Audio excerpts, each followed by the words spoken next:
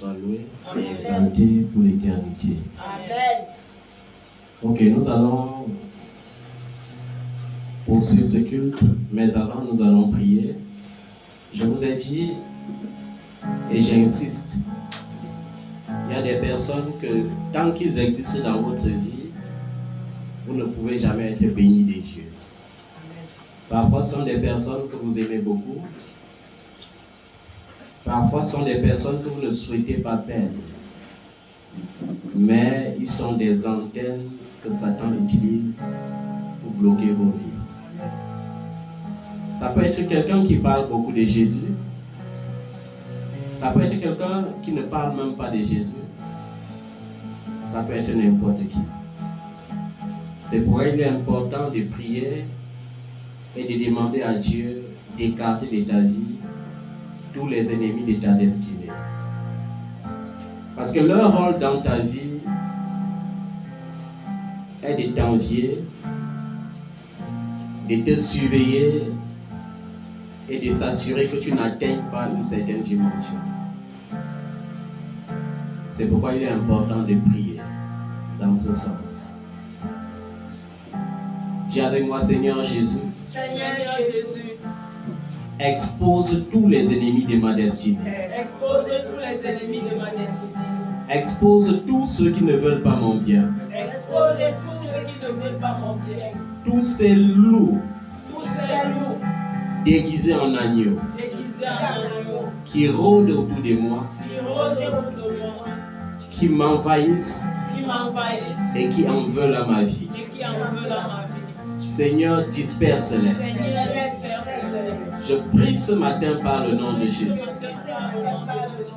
afin que l'Esprit de Dieu Afin que l'Esprit de Dieu nettoie mon entourage. nettoie mon entourage. Que tous ceux-là qui sont auprès de moi Que tous ceux-là qui sont auprès de moi et qui ne sont pas mandatés par Dieu, et qui ne sont pas mandatés par Dieu, mais qui sont mandatés par l'ennemi mais qui sont mandatés par l'ennemi pour voler dans ma destinée, pour voler dans ma destinée, pour voler dans ma gloire, pour voler dans ma pour gloire, voler mon énergie. pour voler mon énergie. Seigneur, qu'ils soient exposés Seigneur, qu'il soit exposé et chassés loin de ma vie. et chassé loin de Que moi. l'Esprit de Jésus-Christ Que l'Esprit de Jésus crée l'inimitié entre l'esprit entre l'Esprit de cet hypocrite qui est dans ma vie de cet hypocrite qui est dans et ma moi-même, vie et moi-même. au nom de Jésus. Au nom de Jésus. Père Saint, Père Saint, je crie à toi ce matin je prie à toi ce matin et je te supplie ce matin, et je te supplie ce matin. exauce ma prière, Exauce ma prière. exauce ma supplication Exauce ma supplication. au nom de Jésus. Au nom de Jésus. Tu dois également prier pour récupérer tout ce qui a été volé dans ta vie, dans ton temps d'ignorance. Je vais prier pour moi-même et pour toi ce matin. Amen. Connecte-toi par la foi à cette prière. Père, au nom de Jésus de Nazareth, je prie pour moi-même et pour ton peuple. Et je commande que tout esprit impur, déguisé en humain, tout démon venu des ténèbres qui se déguise en humain et qui se masque sous la casquette d'amitié, sous la casquette des frères ou des sœurs, pour piller et voler dans ma vie, soit exposé maintenant au nom de Jésus. Qu'il soit exposé au nom de Jésus. Que l'Éternel le mette en fuite au nom de Jésus. Mais il ne quittera pas ma vie en me dépossédant de mes possessions. Je commande par la mort et par la résurrection de Jésus-Christ. Et je m'appuie sur l'alliance en son sang pour ordonner et commander que tout ce qui a été volé dans ma destinée, tout ce qui a été volé dans ta destinée, nous soit restitué maintenant au nom de Jésus. Amen. Que l'Éternel donne des ordres à ses anges, qu'il les déploie sur la terre, qu'il les déploie sous la terre, qu'il les déploie dans les eaux, qu'il les déploie dans les mers, qu'il les déploie dans n'importe quelle source et point d'eau de ton village, afin que tout ce qui a été volé dans ta vie, que ce soit dans ton corps, que ce soit dans ton âme, que ce soit dans ton esprit, te soit restitué au centuple maintenant au nom de Jésus. Amen. S'ils t'ont dépouillé de ton mariage, je commande la restauration de ton mariage dans le nom de Jésus. S'ils t'ont dépouillé de tes finances en créant les limitations, je brise les limitations ce matin par le nom de Jésus. Et je commande que la grâce de Dieu commence à opérer là où elle avait cessé d'opérer. Au nom de Jésus. Que tout homme masqué qui parle du Seigneur, qui parle de paix, mais est pour la guerre, soit exposé et que tout ce qu'il a volé par des incantations, par la pratique de l'étoile de David, tout ce qu'il a volé dans ta vie, dans ton ministère, te soit restitué au centuple au nom de Jésus. Amen. Que toutes tes énergies spirituelles qui ont été absorbées par des impositions de mains masquées dans le maléficisme te soient restituées au nom de Jésus. Amen. Que l'Éternel dépouille tes adversaires de la même manière qu'il avait dépouillé les ennemis d'Israël. Qu'il dépouille tes adversaires et qu'il te restitue ce qui est tien. La Bible dit que tu es fils et fille de Dieu par la foi et que tu as hérité de tout ce qui a été créé avec le Christ et par Christ. Alors, je prie et je commande que cet héritage se matérialise dans ta vie. Au nom de Jésus de Nazareth. Je plaide par le sang de Jésus et je donne le sang de Jésus comme rançon à tout ennemi qui réclame encore. Je donne le sang de Jésus à boire à nos adversaires. Au nom de Jésus. Père, je te rends grâce ce matin parce que tu veux établir non seulement ton serviteur, mais ton Église, Seigneur, dans la victoire. Cette victoire qui triomphe du monde par la foi. Et je viens te rendre grâce, Seigneur, en tant que Père, pour tous les pères de la terre. Je viens te rendre grâce, Seigneur, pour ma famille issue de la chair et pour ma famille issue de la foi. Je viens te rendre grâce pour tout enfant né, Seigneur, de ma postérité selon la chair et pour tout enfant engendré dans la foi. Je viens te rendre grâce, Seigneur, pour tout enfant, peu importe qu'il soit reconnaissant ou qu'il soit ingrat. Je viens te rendre grâce, Seigneur, pour leur vie. Je viens te prier, ô Père, de les bénir. De les bénir par l'héritage spirituel que Christ nous a donné, que Christ nous a légué comme héritage, au nom de Jésus. Je prie, Seigneur, pour ces enfants, qu'il n'y ait point de fausses couches, qu'il n'y ait point de morts-nés, qu'il n'y ait point, Seigneur, des hommes et des femmes qui se font passer par le feu, au nom de Jésus de Nazareth. Papa, je prie pour ces enfants, pour les bénir dans le nom de Jésus. Je prie pour les bénir avec la santé. Je prie pour les bénir avec la prospérité spirituelle. Je prie pour les bénir avec la prospérité matérielle et financière. Je prie pour les bénir dans leurs entreprises. Je prie pour les bénir dans leurs projets. Je prie pour les bénir, Seigneur, dans leurs ambitions. Je prie, ô Père, pour que ta grâce demeure perpétuelle dans leur vie. Au nom de Jésus. Père, je prie pour ceux qui sont en Afrique. Je prie pour tous ceux-là, peu importe l'endroit où ils se trouvent dans le monde entier, et qui, Seigneur, reconnaissent en moi un Père, que tu les bénisses, ô Dieu, qu'ils trouvent grâce à tes yeux, au nom de Jésus de Nazareth. Seigneur, en ce jour, je viens prier pour fortifier tous tes serviteurs, ces pères formidables, qui donnent la parole avec des intéressements, et qui sont parfois abandonnés à leur propre sort. Et prie que tu les fortifies, afin que tout esprit de découragement dans leur vie soit brisé au nom de Jésus. Je prie, ô Père, pour combler leurs manquements. Je prie, ô Dieu, afin que de la même manière que tu avais fortifié ton serviteur Élie, que tu sois ce Dieu qui les fortifie et qui me fortifie pour ta gloire. Donne-nous, Seigneur, de paître ton peuple avec amour. Donne-nous de paître ton peuple, Seigneur, non pas pour un gain sordide, mais, Seigneur, avec des intéressements.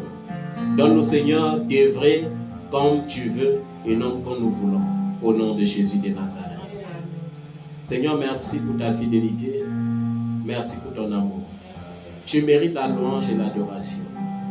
Tu mérites, Seigneur, d'être loué. Tu mérites d'être exalté. Et ce matin, Seigneur, avant d'entrer dans cette parole, je veux encore m'humilier devant ta face, pour moi-même et pour ton peuple. Pour reconnaître que mes pensées n'ont pas été toujours bonnes. Pour reconnaître que mes paroles n'ont pas été toujours bonnes. Pour reconnaître que les pensées de mon cœur n'ont pas été toujours bonnes. Pour reconnaître, Seigneur, qu'il y a l'orgueil en moi. Pour reconnaître, Seigneur, mon manque d'humilité. pour reconnaître, Seigneur, mes jalousies, pour reconnaître, Seigneur, mes ruses, mes tromperies, pour reconnaître, Seigneur, mes mensonges, pour reconnaître mes faiblesses. Seigneur, je viens reconnaître cela. Pour reconnaître mon manque d'hardiesse, Seigneur, dans l'œuvre, je viens te demander pardon. Je viens te demander pardon pour toutes les fois, oh Dieu, que j'ai négligé. Pour toutes les fois que quelqu'un a eu, Seigneur, le désir de m'écouter et que, Seigneur, je n'ai pas été soucieux. Pour toutes les fois où je n'ai pas donné plus d'attention qu'il n'en fallait. Pour toutes les fois que je n'ai pas donné l'amour dans son comble, je viens te supplier de me pardonner. Seigneur, pardonne, Seigneur, mes faiblesses. Pardonne mes iniquités. Pardonne mes torts. Au nom de Jésus de Nazareth. Père Saint, je te supplie.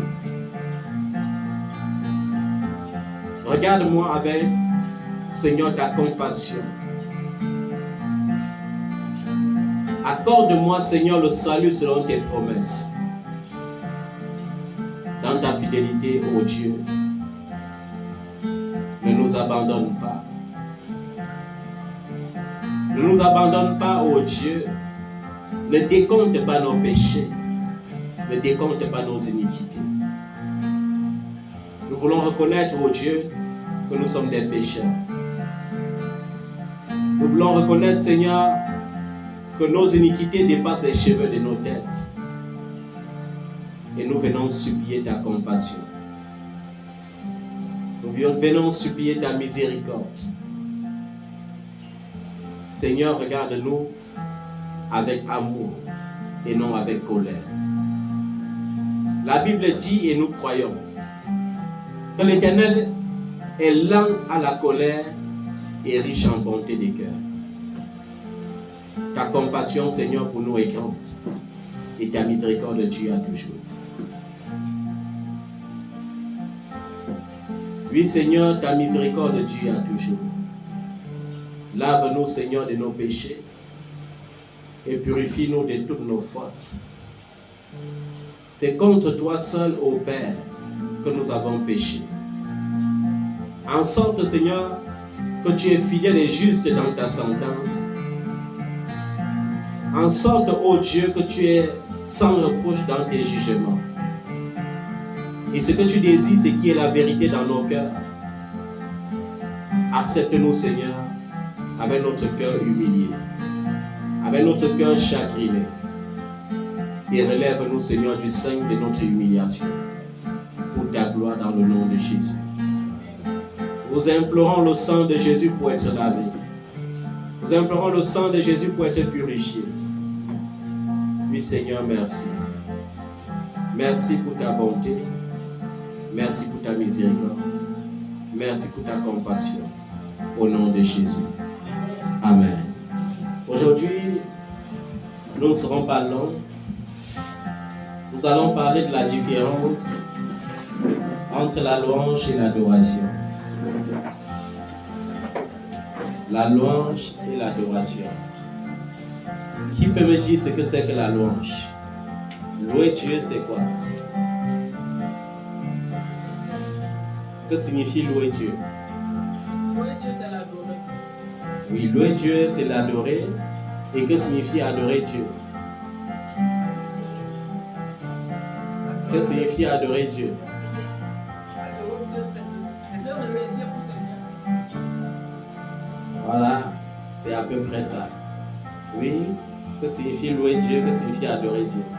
Louer Dieu, c'est dire à Dieu ce qu'il est. À peu près.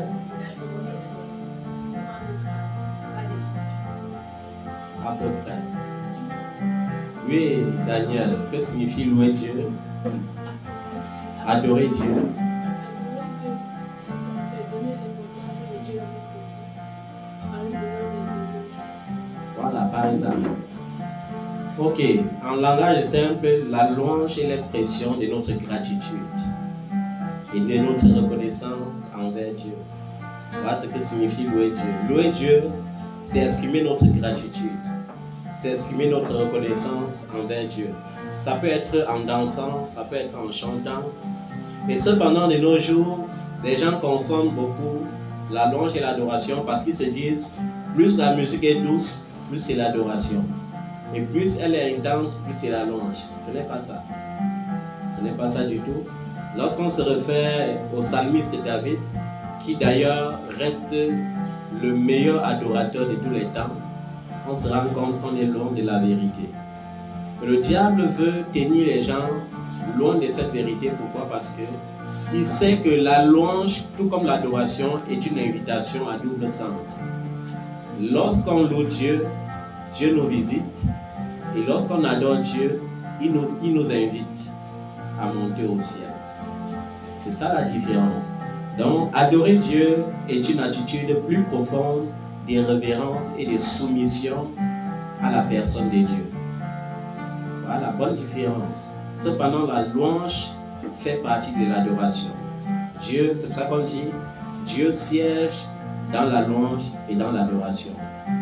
Qui peut me donner une mélodie d'adoration, par exemple? Un chant, tu sais vraiment que c'est l'adoration. Oui.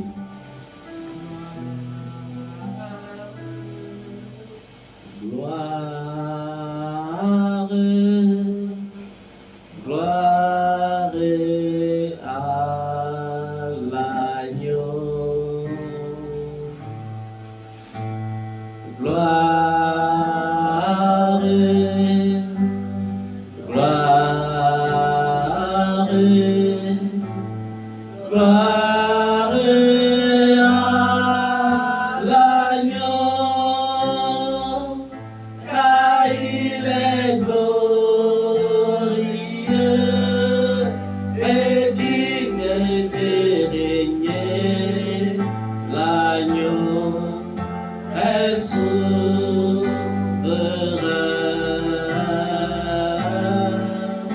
Nous élevons nos voix pour l'adorer. L'agneau est souverain. Qui peut me donner un autre titre qui adore réellement Dieu? Parce qu'il y a beaucoup de chants que nous chantons. On dit que c'est l'adoration, pourtant ce n'est pas l'adoration. Je vais vous donner l'exemple d'un chant que les gens utilisent beaucoup comme adoration, par exemple, qui n'est pas adoration. Fais quelque chose dans ma vie, quelque chose dans ma vie. Pour quelqu'un qui entend le cri de l'âme, quand tu chantes les deux chants, tu sens directement la différence dans la façon dont l'esprit se mouve en toi.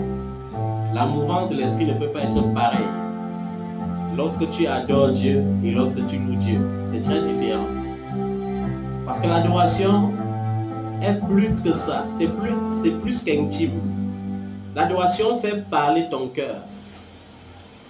Alors que la louange peut faire exprimer juste ta langue. L'adoration peut... La louange, tu peux exprimer une gratitude. Dieu m'a encore béni, voilà. Je le chante en dansant, tu vois. Donc parfois, il y a beaucoup de chants qu'on chante, mais qui ne sont pas l'adoration. Il y a beaucoup de personnes. Est-ce que tu savais que ça, ce n'est pas l'adoration, par exemple? Combien de personnes savaient que ce n'est pas l'adoration? Do something new in my life. Vous savez pourquoi ce n'est pas l'adoration? Parce que tu es en train de demander quelque chose à Dieu. C'est une prière, en fait.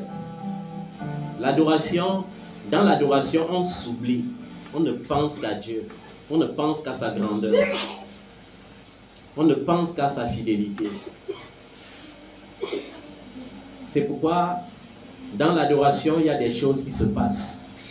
Dans l'adoration, dans l'intimité avec Dieu, ce n'est plus la masse qui parle, c'est ton intimité avec ton Dieu. C'est pourquoi, lorsqu'il y a une adoration profonde, dans une attitude de sainteté, il y a des bénédictions qui découlent en abondance, parce que c'est dans l'adoration que Dieu te fait visiter le ciel.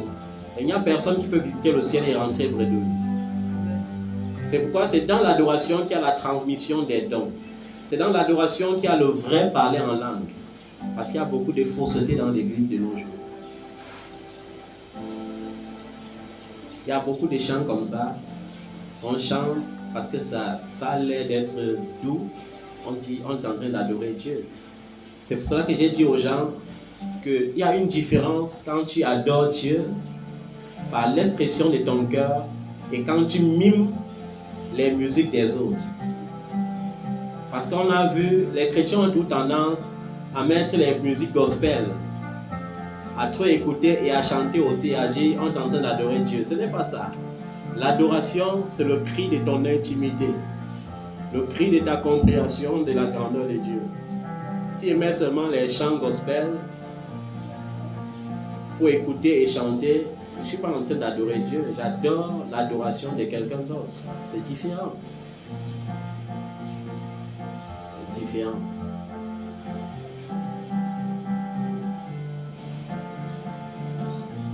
Est-ce que vous comprenez ça? Il est important de comprendre la différence entre la louange et l'adoration, parce que ça fait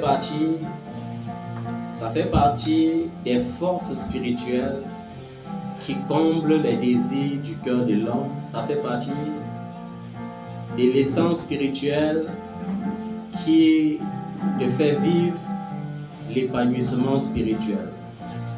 C'est pourquoi j'ai dit la louange est souvent comment verbale ou musicale. Ça exprime la bonté et la grandeur de Dieu. Oh mon Dieu, tu es grand. Oh mon Dieu, tu es grand.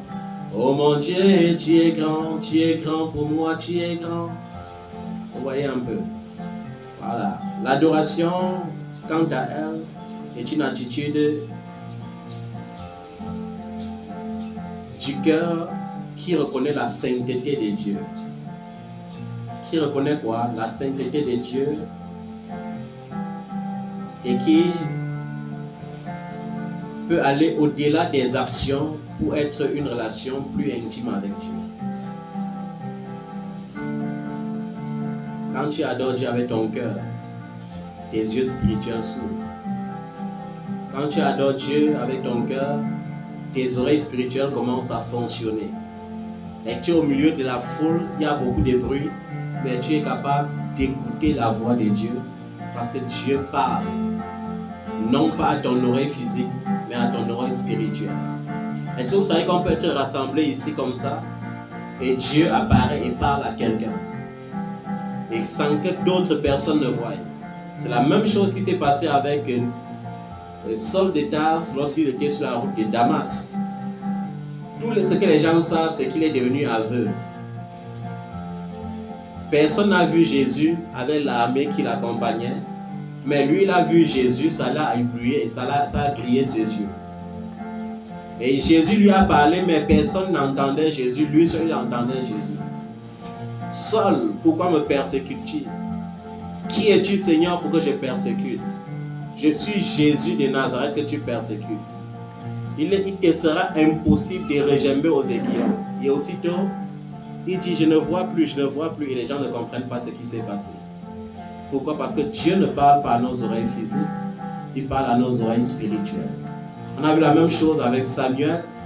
Il est presque dans la même chambre avec son père spirituel, le prêtre Élie, et Dieu l'appelle Samuel.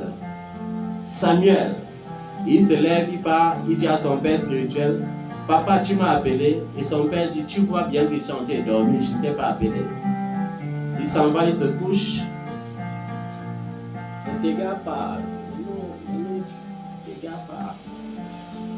Il s'en va, il se couche encore, il entend Dieu lui dire Samuel. Et il s'en va dire, mais papa, cette fois-ci tu m'as encore vraiment appelé. Et son père lui dit, non, c'est l'Éternel qui t'appelle. Cette fois-ci, s'il t'appelle encore, tu dis, Éternel, parle, ton serviteur t'écoute. C'est la même chose. Je me rappelle, il y avait des fois où j'avais des visions instantanées. Tu es en train de marcher en pleine route, au milieu d'une foule, et Dieu ouvre tes yeux en quelques fractions de secondes. Tu vois un accident qui va se produire dans les minutes qui suivent. Pourtant, tu es là physiquement. Et ce n'est que l'adoration dans l'intimité avec Dieu qui peut donner accès à ces dons spirituels. Lorsque tu adores Dieu très intimement, à un moment donné, les saintes écritures deviennent les dessins animés. Et que lorsque tu ouvres ta Bible, tu lis l'histoire de Joseph en vivant l'histoire de Joseph. Tu ouvres le livre de la Genèse, là où on parle d'Abraham, et tu vois Abraham avec tes yeux physiques. Tu ne te contentes plus des Écritures. Le problème de l'Église aujourd'hui, c'est que l'Église est devenue très charnelle. Nous ne louons plus Dieu pour Dieu. Nous louons Dieu pour la foule. Nous louons Dieu pour dire, avez-vous remarqué ma belle voix? Nous louons Dieu pour dire, est-ce que vous pouvez réellement m'acclamer? Et par pitié, on dit, est-ce qu'on peut acclamer le nom de Jésus? Alors que ce n'est pas ça. C'est pour ça que je vous ai dit, lorsque tu loues Dieu avec ta voix naturelle. Est-ce que Dieu a besoin que tu lui parles en français soutenu, par exemple, pour qu'il t'écoute? Est-ce qu'il a besoin que tu parles en anglais soutenu pour qu'il t'écoute? La Bible dit qu'avant que tu n'ouvres ta bouche, il connaît déjà ce que veut exprimer ton cœur. Il connaît tes désirs même avant que tu ne les exprimes. Apprenons à être naturel avec Dieu. Apprenons à chercher au fond de notre âme les mots justes pour exprimer la sainteté de Dieu et sa grandeur.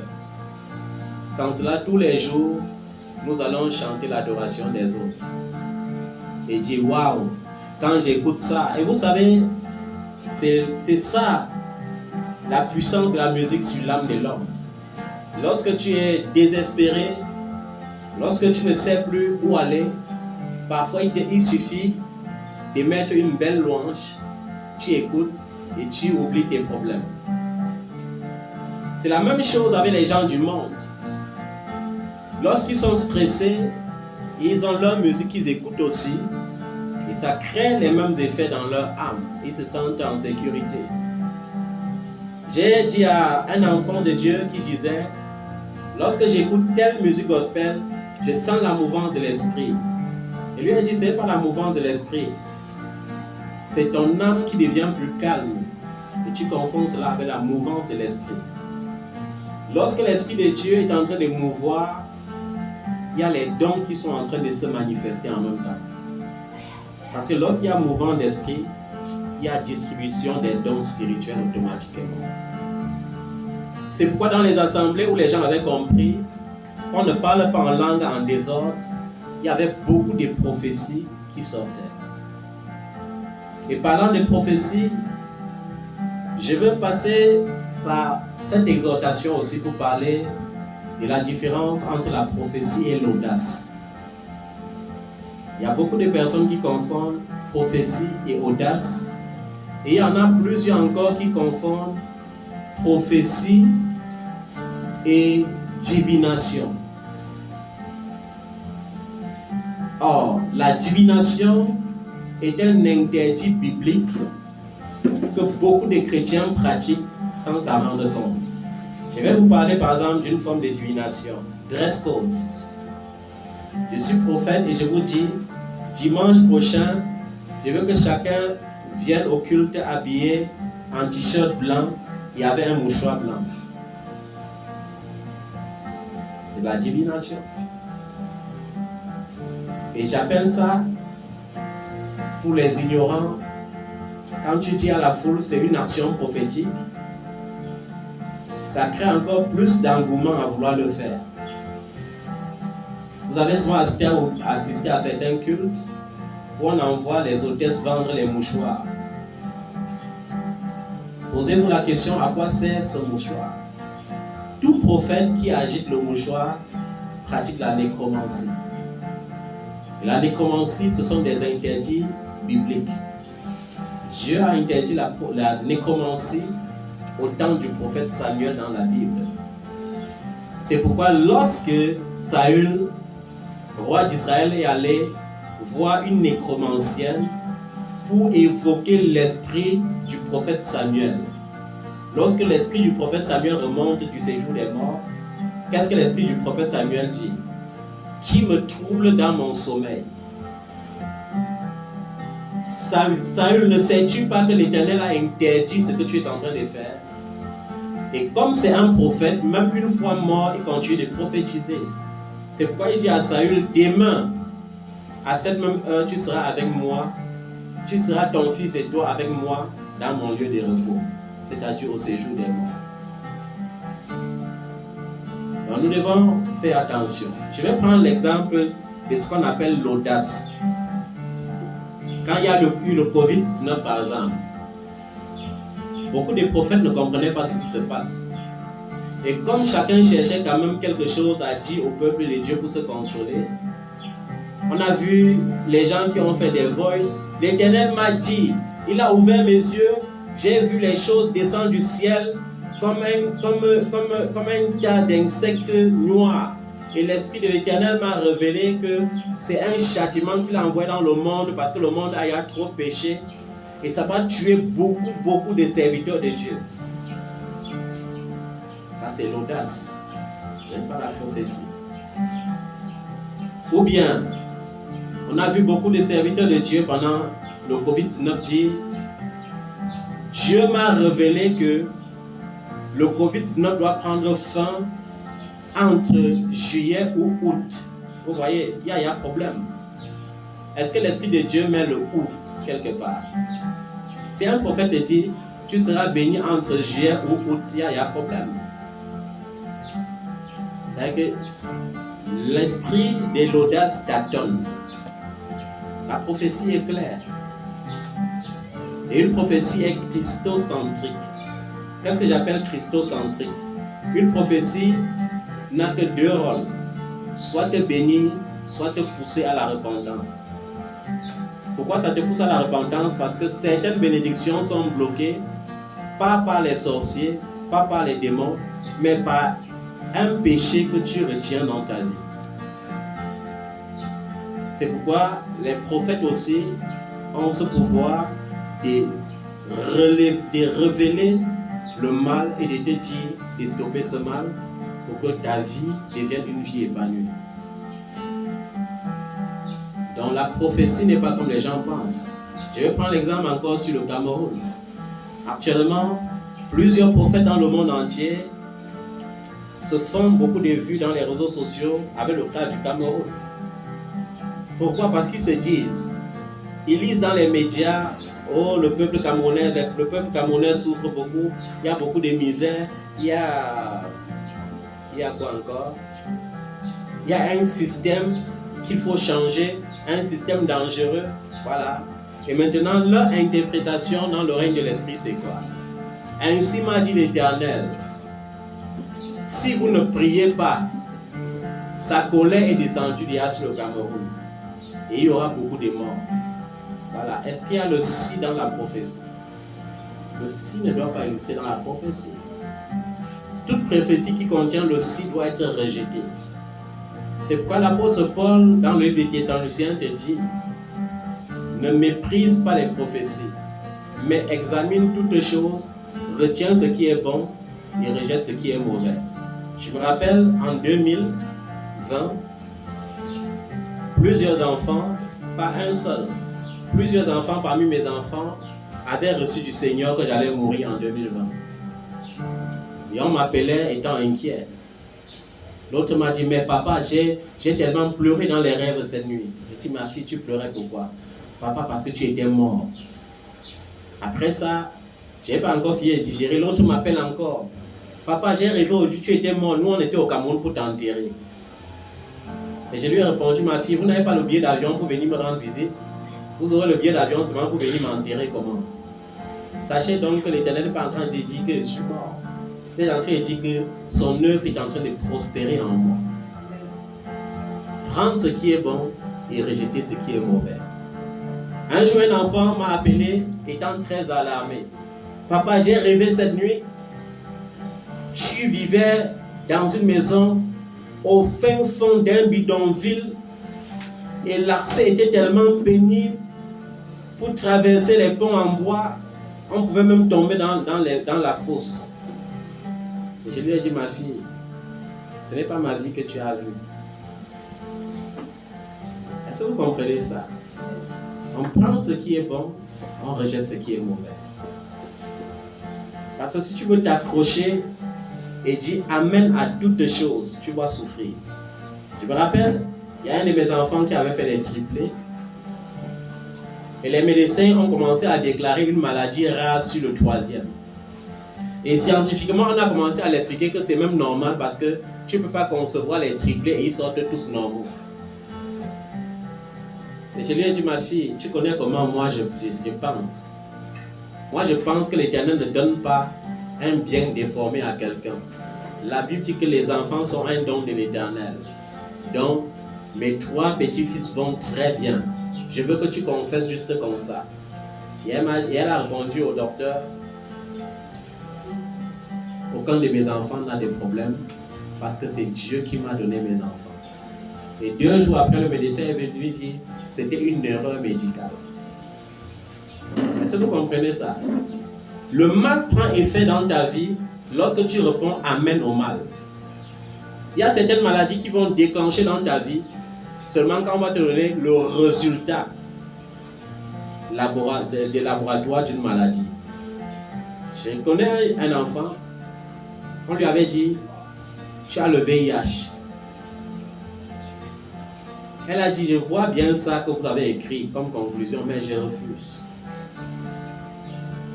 Seulement, la différence est qu'elle refusait par conviction et non par foi, parce qu'elle ne connaissait pas Jésus. Et par conséquent, elle avait refusé de prendre les antirétroviraux. Et un jour, elle s'est retrouvée au 3e stade de la maladie, à la phase de la diarrhée rebelle. Et sa maman l'a conduit au CHU. Et un médecin est venu lui dire, comme tu es quand même de mon village, il va te donner le vrai diagnostic. Ta fille, si tu la laisses ici, on va te bouffer de l'argent pour rien parce que de toutes les façons, elle va mourir dans quelques jours. Et elle a dit, qu'est-ce que je fais? Et le docteur lui a dit, autant mieux la transporter une fois à la maison, comme ça elle meurt ou l'enterrer.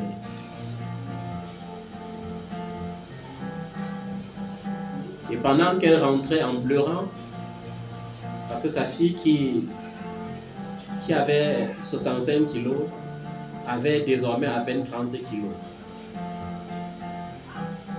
Et pendant qu'elle rentrait en pleurant, Dieu a permis que quelqu'un qui me connaissait la trouve en chemin en train de pleurer. Et cette personne lui a donné un bon conseil. Je connais un homme quelque part. Appelle-le d'abord.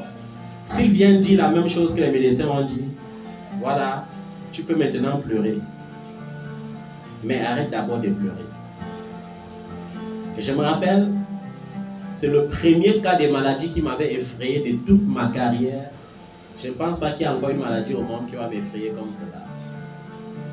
Parce que j'étais allé au chevet de cette fille, elle était allongée chez eux là-bas, et elle sentait, vous savez qu'il y avait une odeur bizarre. Lorsque tu entrais, tu croyais qu'il y avait une viande extrêmement pourrie qu'on a déposée dans la maison.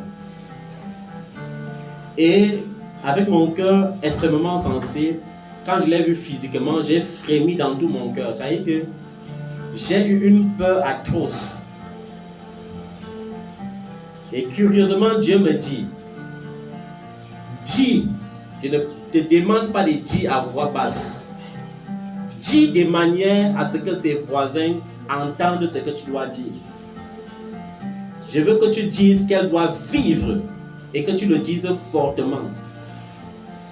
Vous voyez le genre que tu dis quelque chose, mais quand dans ton cœur tu dis que non, vraiment, on parle de miracles, mais ceci, je ne pense pas.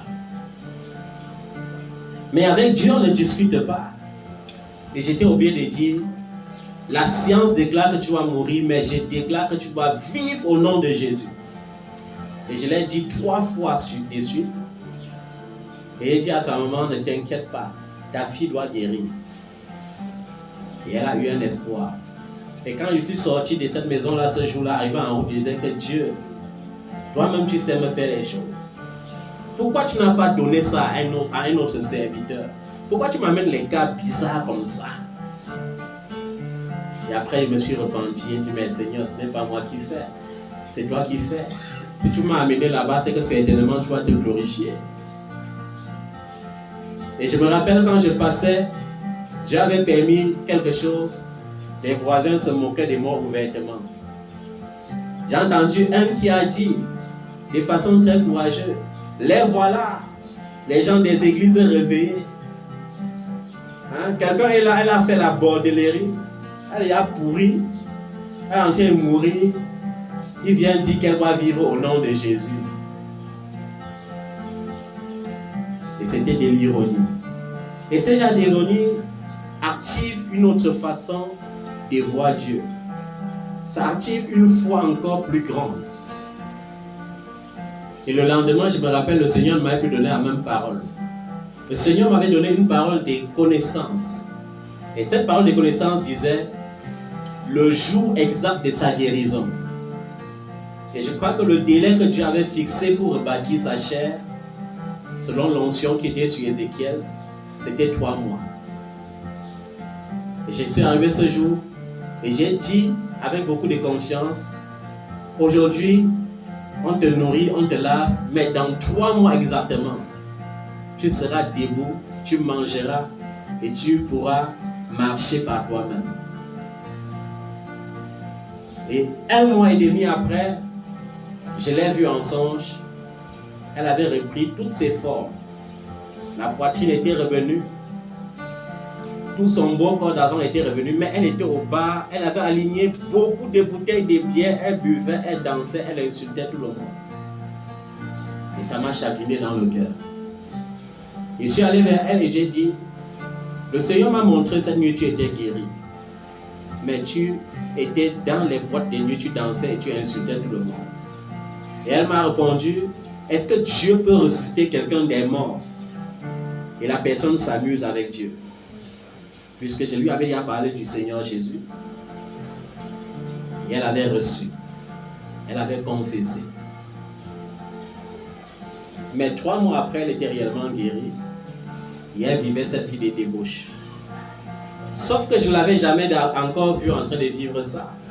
Et après sa guérison, elle avait eu un grand mariage. Quand elle a quitté le pays, quelques années plus tard, elle est revenue au pays.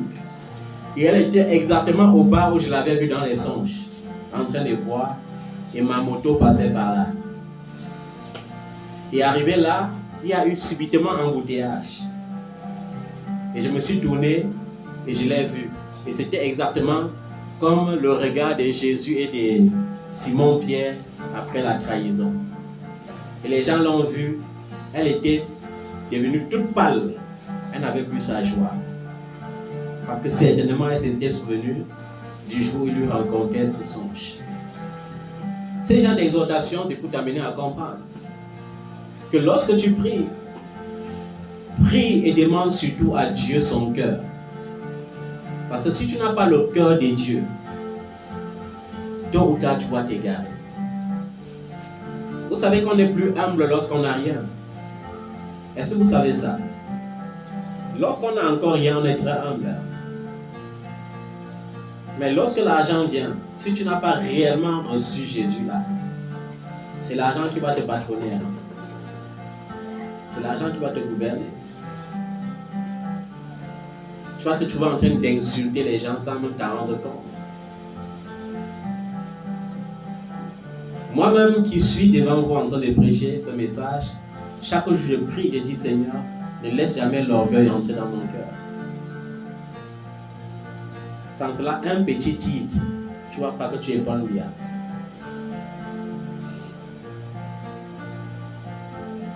Et je parlais alors de la prophétie et de l'audace. La prophétie, c'est ainsi m'a dit l'Éternel. Tu dois voyager en août. Ce n'est pas peut-être que tu voyageras en août ou bien ce n'est pas ainsi m'a dit l'Éternel. Si tu marches bien, si tu ne fais pas comme ça, si à chaque fois qu'il y a si, il y a un problème. La prophétie vient renverser même l'incrédulité. La prophétie a le pouvoir de renverser même tes péchés. Vous avez vu la prophétie de je vais dire d'Élisée, le prophète Élisée, à la femme généreuse de la ville de Sunem. Il a dit, la même période, si l'année prochaine, tu enfanteras d'un fils. Est-ce que la femme avait cru en ce qu'il a dit? Mais est-ce qu'elle n'a pas enfanté? C'est ça la prophétie. Maintenant, la divination, c'est quoi? Dieu a ouvert mes yeux. Il m'a fait arriver dans ta chambre. Dans ta chambre, j'ai vu, tu avais déposé une croix par là-bas. Il a encore ouvert mes yeux, j'ai vu, tu avais mis par là-bas. Vous voyez la différence? Vous voyez bien la différence?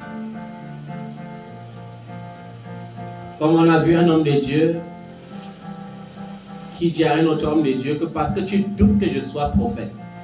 Je crois que c'est le prophète brave, Lucao, qui dit à un autre pasteur qui est venu faire le culte et qui doutait que tu as porté un berminal noir ce matin.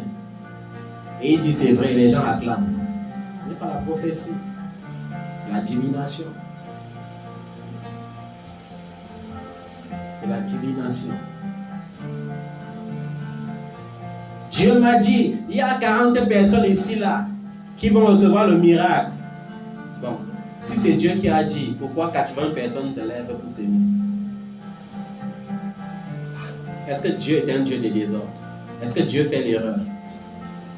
Quand c'est Dieu qui dit, quand l'onction prophétique descend sur le peuple, si le prophète dit 30 hommes, ça va saisir 30 hommes. Si ça saisit plus de 30 hommes, c'est que ce n'est pas l'onction, ça ne vient pas du Saint-Esprit. Et c'est l'erreur des pentecôtistes. L'erreur des pentecôtistes. Si tu ne discernes pas la prophétie de l'audace ou de la divination, tu vas enfanter les enfants mongols un jour. Et vous savez tous ce qu'on dit à les enfants mongols. Ils marchent quand ils veulent. Ils te créent seulement la misère. Pourtant, l'enfant qui vient de l'Éternel est une bénédiction. Et c'est ces genres d'enfants que toi, en tant que ma fille, tu vas enfanter. Et pas le contraire. Amen. Donc nous devons bien être intelligents et sages de la sagesse d'en haut et éviter toute forme de pratique idolâtrie. Dieu a horreur des idoles. On n'allait plus dans une assemblée, le prophète dit venez en rouge, vous venez en rouge. Je veux que tout le monde vienne en noir, vous venez en noir. On dit celle-là danse la danse des anges. Vous avez vu comment les anges dansent? Je ne pense pas. Je me méfie souvent en tant que prophète d'un prophète qui dit toujours I see the angel. Tu vois trop les anges là comme ça, c'est qu'il y a un problème. L'ange qui effraie d'abord et tu vois à tout moment et tu es debout, tu parles, c'est qu'il y a un problème. Quand vous voyez la présence des anges dans la Bible, il y a combien de personnes qui ont vécu la présence angélique d'un ange qui est venu sous sa forme d'ange sans paniquer dans la Bible, en dehors du Seigneur Jésus? Il y a combien? La Bible dit que Zacharie a douté. L'ange l'a frappé, il est sorti de là où il était. Il est sorti étant comment? Étant muet. La Bible dit que le père de Samson est tombé dans le coma et il disait que quoi? Certainement il va mourir parce que j'ai vu Dieu. C'est pourquoi même Dieu, pour visiter Abraham, a choisi de venir étant revêtu en corps humain. Parce que vous qui voyez trop les anges là, il faut savoir que ce n'est pas facile de supporter les anges, ils sont trop saints.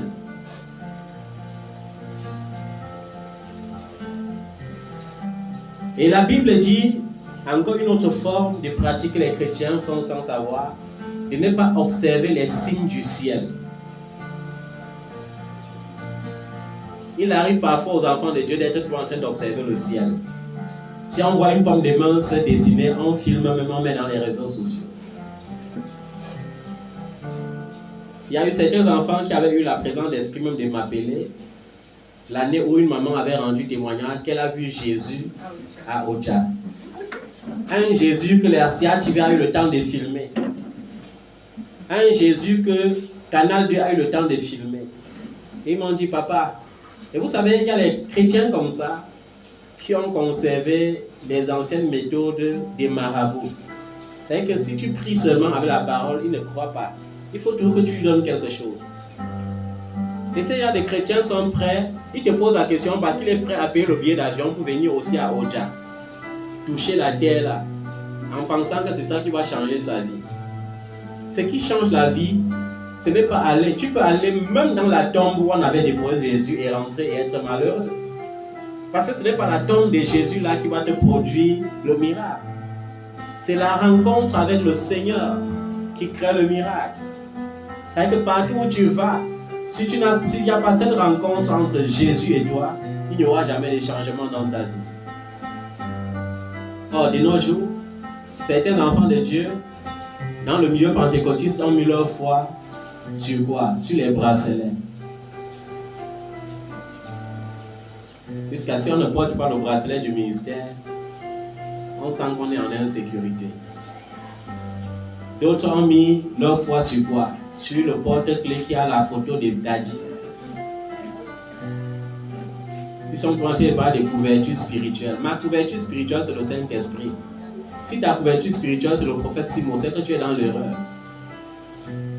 C'est que les démons vont te tabasser un jour comme ça. Tu vas dire que au nom du prophète Simon, ils vont te taper toujours. Parce que tu es dans l'ignorance. Ils vont te parler manteau, le manteau d'Élisée, le manteau d'Élie à Élisée. C'était la transmission de père en fils. Est-ce que vous comprenez ça? J'ai expliqué à quelqu'un l'autre fois le mystère de la guérison de la femme à la perte du sang. Est-ce que la femme à la perte du sang a été guérie parce qu'elle a touché l'habit de Jésus?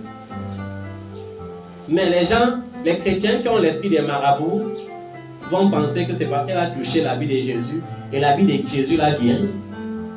Est-ce qu'elle était la seule qui touchait Jésus? N'est-ce pas la foule bousculait Jésus le jour-là, chacun voulait le toucher? C'est sa foi qui l'a guéri. Dieu traite avec la foi. Dieu ne traite pas avec autre chose en dehors de la foi.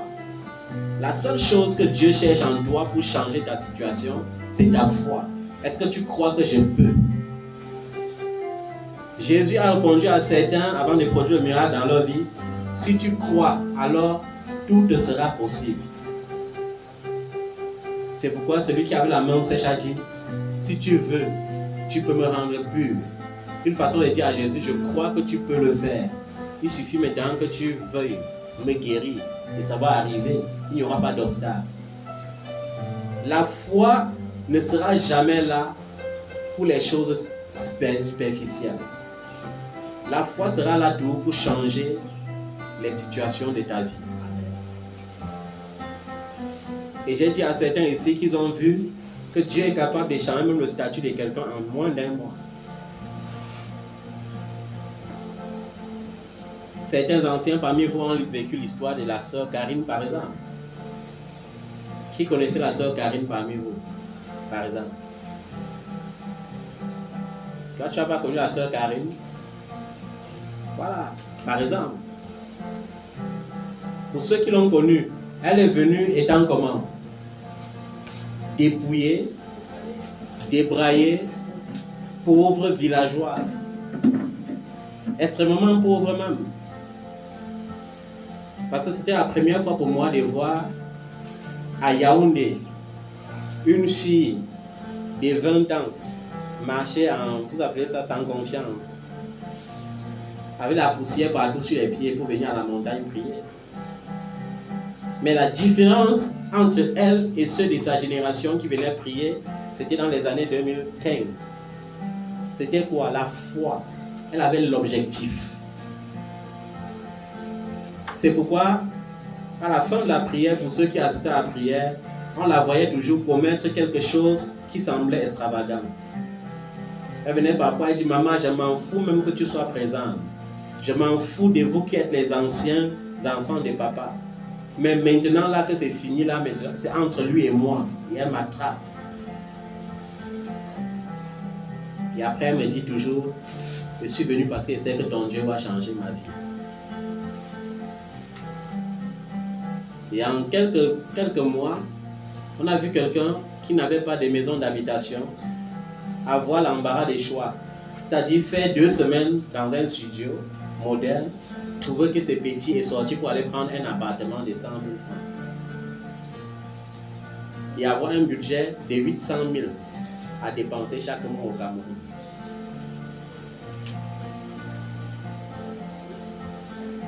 On a vu quelqu'un qui à peine avait 5 000 pour manger à Mokolo, ne vivre maintenant qu'au casino. Vous savez qu'acheter tout au casino, même jusqu'au cube et le sel.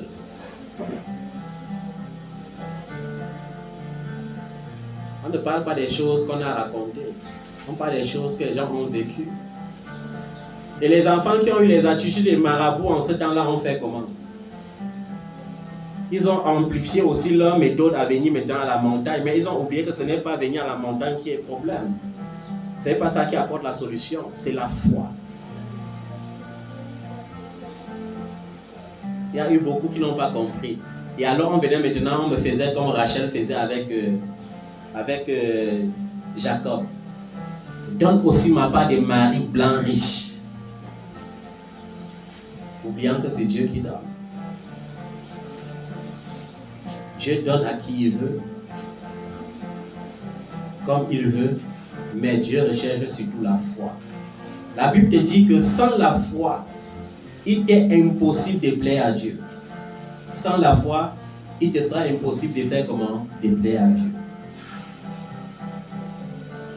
Et quand on dit qu'il est le rémunérateur de ceux qui le cherchent, c'est que quand Dieu trouve en toi la foi, il te paye. Et vous connaissez tous que le salaire de Dieu, c'est le genre de salaire qui étonne directement. C'est pour ça que vous verrez les gens, il y a même certains parmi vous ici, que d'ici 2026, on ne les reconnaîtra plus. Parce que Dieu aura tellement changé leur statut que ceux qui ont travaillé 20 ans plus tôt qu'eux n'auront même pas la moitié de ce qu'ils ont eu en quelques mois.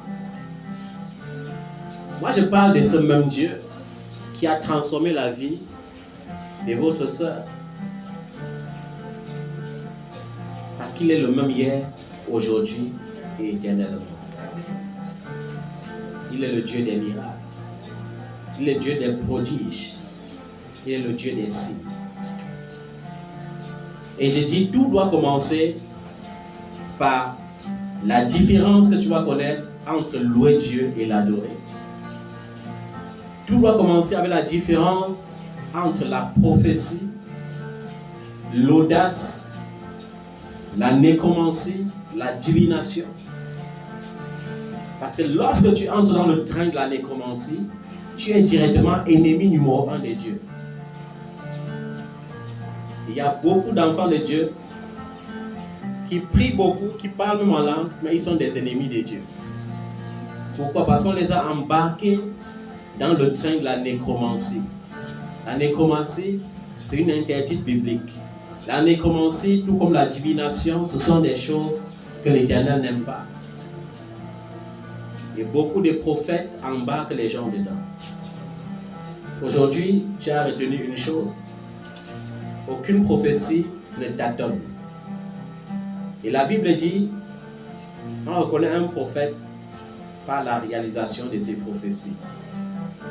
J'ai horreur de ces prophètes qui viennent dans les réseaux sociaux disent, Dieu m'a dit qu'on va bombarder tout le Cameroun en 2024. Quand 2024 passe, il revient en 2025 dit que c'est parce que j'avais beaucoup prié qu'on n'a pas bombardé. Mais Dieu m'a encore dit qu'on va bombarder en 2025. Dieu ne nous envoie pas en tant que prophète d'aller annoncer le malheur. Dieu demande de remplacer la mort par la vie, la tristesse par la joie. Et il peut arriver aussi que Dieu ouvre mes yeux et que je vois le malheur sur ta vie. Mais Dieu ne m'autorise pas en tant que prophète du Nouveau Testament à t'annoncer ce malheur, mais plutôt à prier pour que ce malheur ne t'atteigne pas. C'est ça la différence.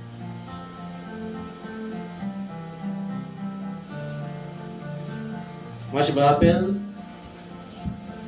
en 2008, personnellement, j'avais vu tout Yaoundé en feu. On bombardait de partout.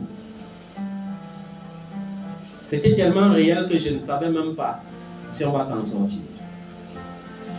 Mais après, j'avais compris une seule chose. Chercher la face de Dieu, prier et cesser de dire que tout va mal ou que tout ira mal.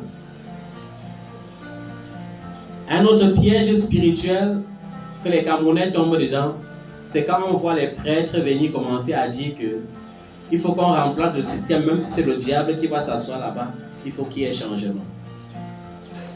Vous croyez qu'il y a quelle différence entre la religion et la politique? Et les Camerounais disent, vous voyez, c'est bien, c'est bien. Or, on vous pousse déjà dans la malédiction. Parce que ce qu'il a dit est vrai. Mais que dit la parole de Dieu?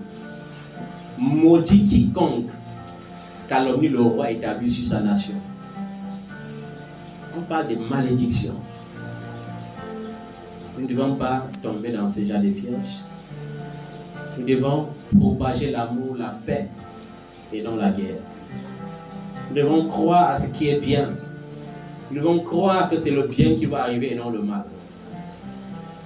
Parce que j'ai dit à Dieu, si tu voulais bombarder le Cameroun, tu ne m'aurais pas quand même laissé au Cameroun pour me bombarder. C'est une évidence. Comment Dieu va me laisser là où il va bombarder? Bon, il est en colère. Le Cameroun pêche plus que qui? Ou bien le Cameroun a péché plus que Sodome et Gomorrhe.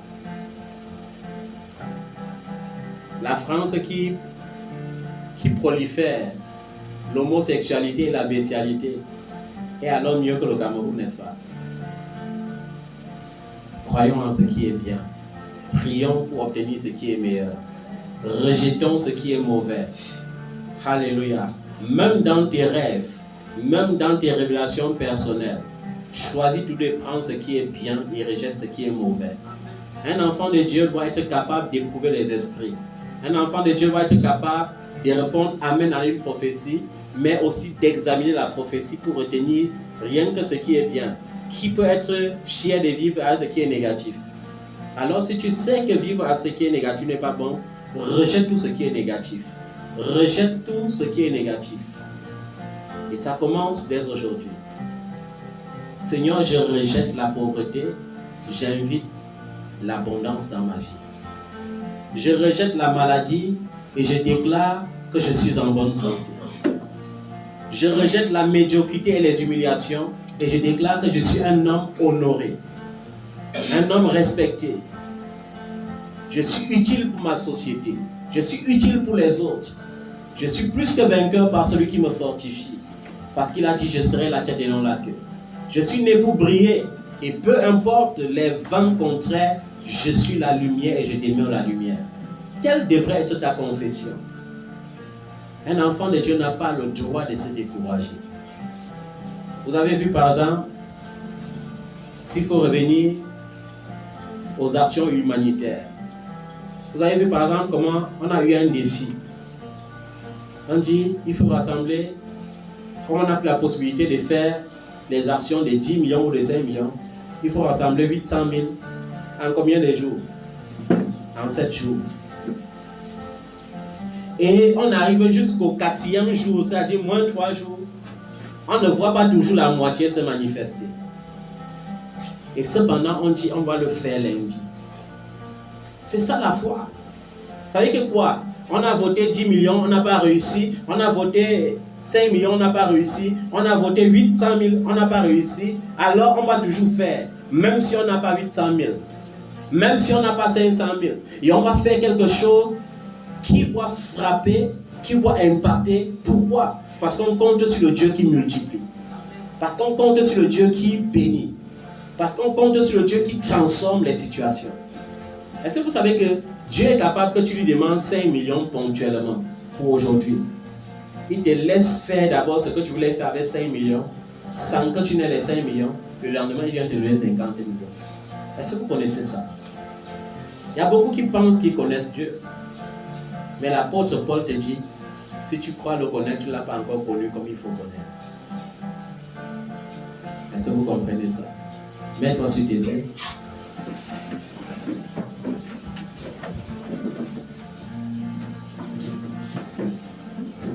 Il faut savoir que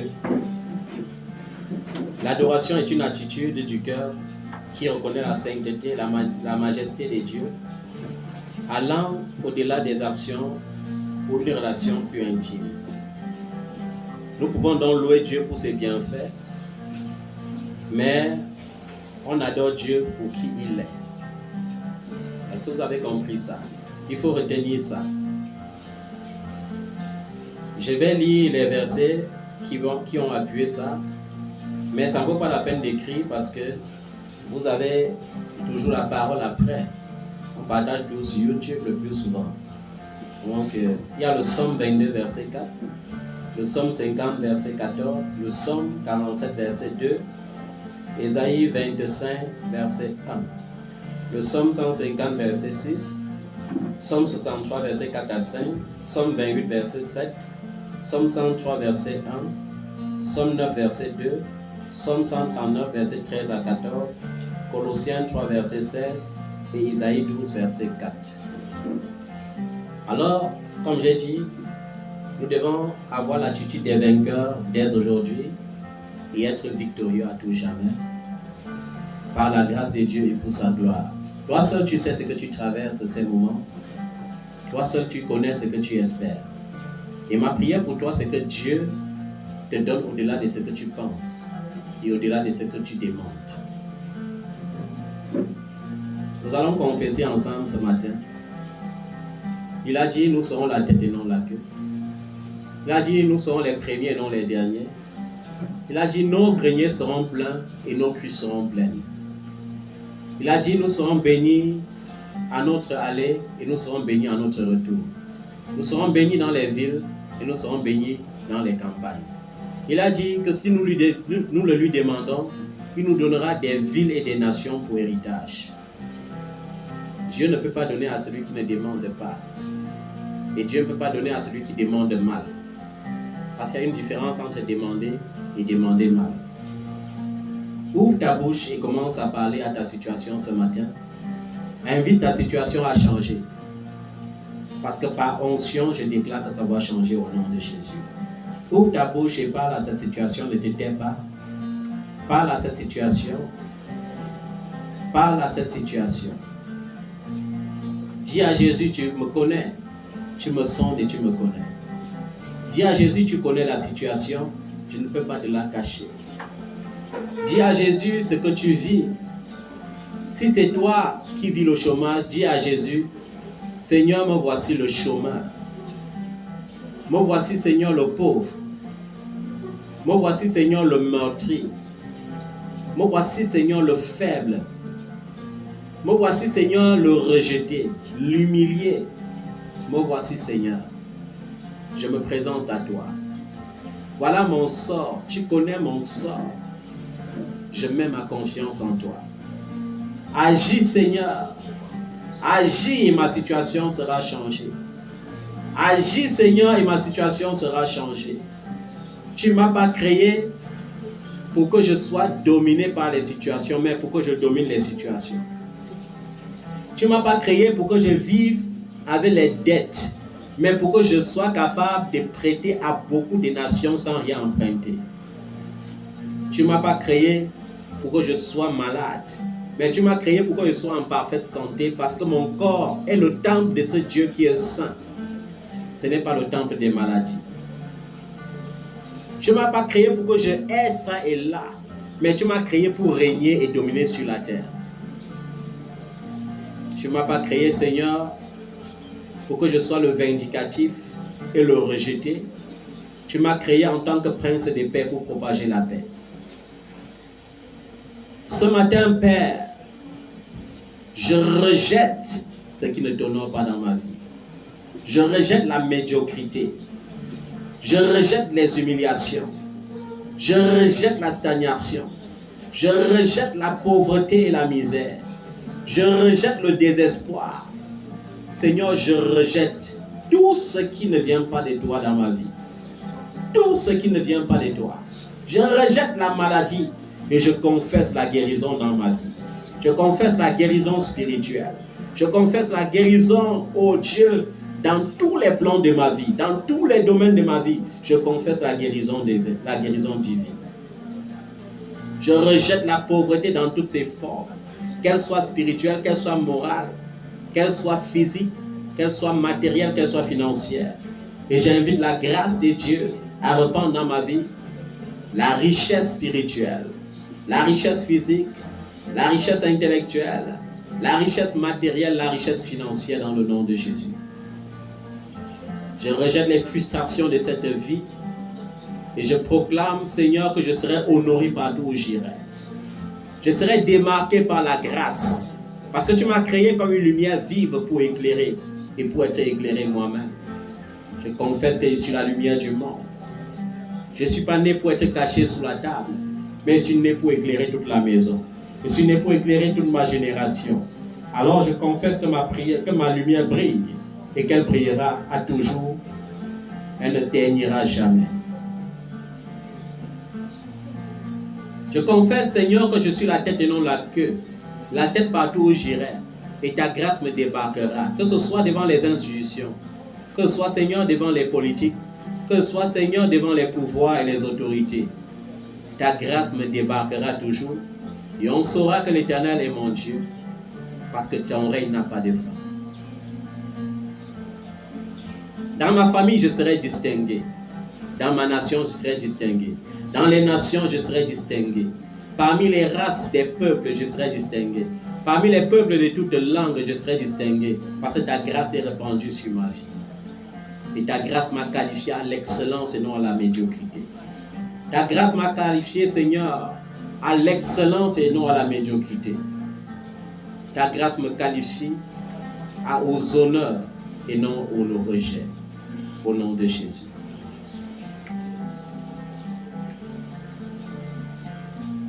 Et pendant que tu pries ce matin, je relâche l'onction pour délivrer sur ta vie, dans le nom de Jésus. Que cette onction parle en ta faveur. Que cette onction brise la malédiction familiale. Que cette onction brise les malédictions générationnelles. Que cette onction brise les malédictions ancestrales. Que toute parole, toute prière qui s'élève contre toi soit nulle et sans effet maintenant dans le nom de Jésus. S'il y a des hommes qui prient contre toi, alors la Bible dit, si l'Éternel est pour toi, qui sera contre toi? Personne ne sera contre toi. Par onction, je déclare, comme l'avait dit le prêtre Élie devant Anne, que tes prières sont exaucées. Que l'Éternel écoute tes prières et tes explications. Que sa gloire descende du ciel et te touche. Au nom de Jésus. Car il est glorieux et digne de régner. L'agneau est souverain.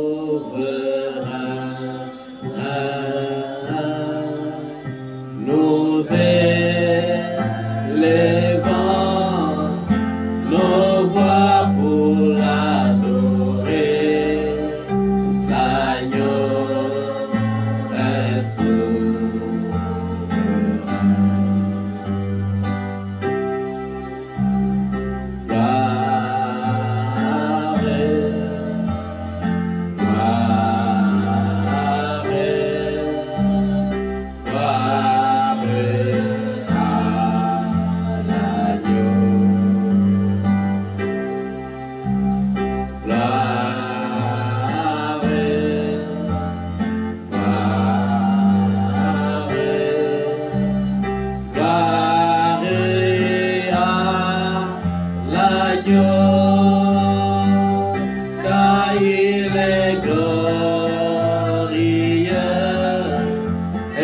digne de régner, l'agneau est souverain.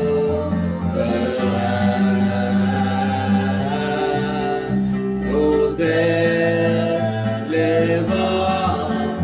nos voix pour l'adorer, l'agneau est souverain.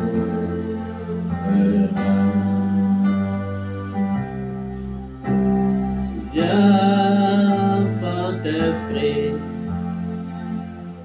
viens, Saint-Esprit, Saint-Esprit, viens, oh, viens, Saint-Esprit, viens, oh, viens, viens, Saint-Esprit,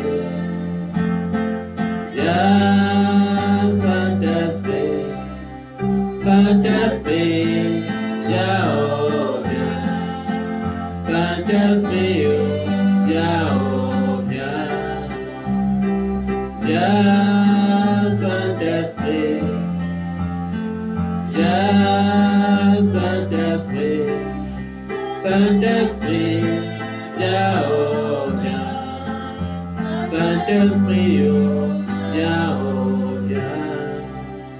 Seigneur, nous te rendons grâce pour la parole qui est sortie ce matin. Nous croyons, Seigneur, qu'elle est source de grâce. Nous croyons qu'elle est source de bénédiction. Béni sois-tu, Seigneur, pour tes compassions qui durent à toujours. Béni sois-tu, Seigneur, selon l'immensité de ta grandeur. Béni sois-tu, Seigneur, pour ta fidélité. Dans les témoignages, Seigneur, datent depuis les générations passées. Béni sois-tu pour tes bienfaits qui se répandent encore dans les vies. Béni sois-tu pour chaque délivrance, pour chaque vie. Merci Saint-Esprit pour ta bonté et ta présence glorieuse. Merci Seigneur, au nom de Jésus. Amen. Est-ce que tu peux acclamer le nom de Jésus? Est-ce que tu peux le célébrer?